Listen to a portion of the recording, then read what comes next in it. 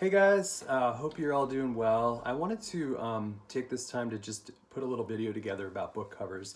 I know we kind of talked about them in our virtual classroom the other day, but people were having connection issues and that kind of thing. So I thought it'd be worthwhile to make a little video about book covers, just to kind of give you guys a little bit of insight into this next project. Okay, so I have here a couple of books, graphic design books, because yes, I'm a nerd. And that's okay, I hope.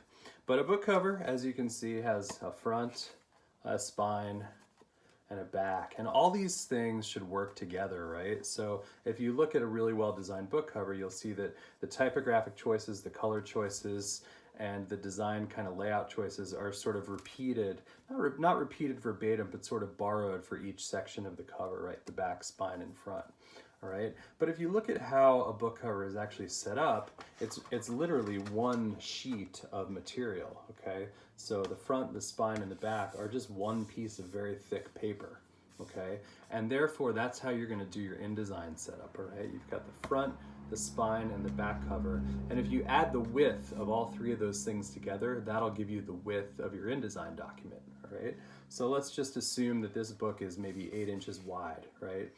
8 plus 8 plus a 1-inch spine, that gives us 17. So this InDesign document would be 17 inches wide, all right? Now, it's important to sort of think about the design choices you make on the front, because you need to be able to sort of borrow from them for the spine and the back, right? Remember, these things should all work as sort of a unit, okay? Different but the same, right? The design choices on the spine and the back should be reflective of what's on the front, okay? Now, of course, the spine copy will be running from the top to the bottom, all right? It'll run up and down, not from the bottom up, okay? And the thing to note about the spine, and I'll mention this in my InDesign document setup video, is that when you're in a bookstore, the spine is what people see most. That's what they see first, okay, on a bookshelf. So in a bookstore or a library kind of situation, the spine is really what's selling the book, all right? So it's important to make your design, your spine design really, really engaging, right? You don't want to over design it, but you want to make it look cool. You want people to see, they're going to see hundreds of spines on a bookshelf. How are you going to make your book stand out from the others, okay? And that's kind of one of the things that we'll sort of concentrate on for this project, all right?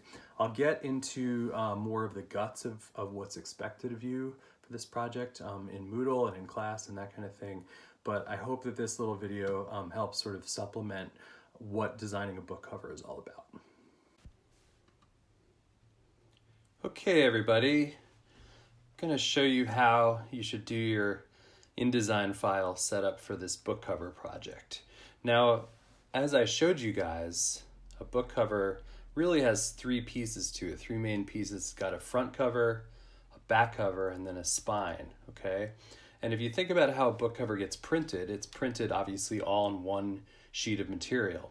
So therefore, our InDesign document setup is gonna reflect all three of those pieces. So let's say that the book measures 8 by 10 inches, all right? Well, that's 8 by 10 inches when the cover is closed, okay?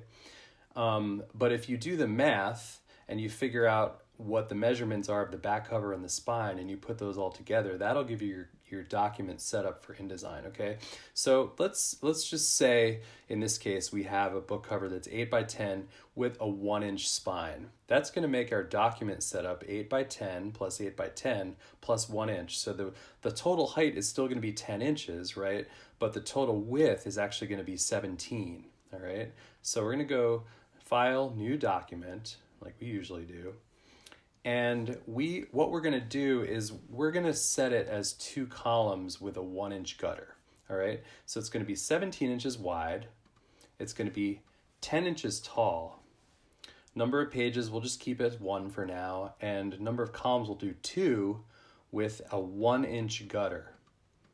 Okay, so we're bumping our gutter all the way up to 1 inch. So we got 17 inches by 10 inches, 2 columns, and a 1-inch gutter. And we're gonna hit create, obviously. And this is gonna be our book cover, okay? So what you can see here is we've got sort of the right side, which we talked about in class the other day. This is the front cover, all right? I'll just make that big so you can kind of see. And then back here is, believe it or not, the back cover, okay? And this part in the middle, that's actually the spine of the book, right? And the spine width changes depending on how many pages are in the book, right? So the fewer pages that are in a book, the smaller your spine will be, okay? But in this case, we're going to pretend that our book has a lot of pages, which is why we've given it a full 1 inch thick bulk, okay? 1 inch thick spine.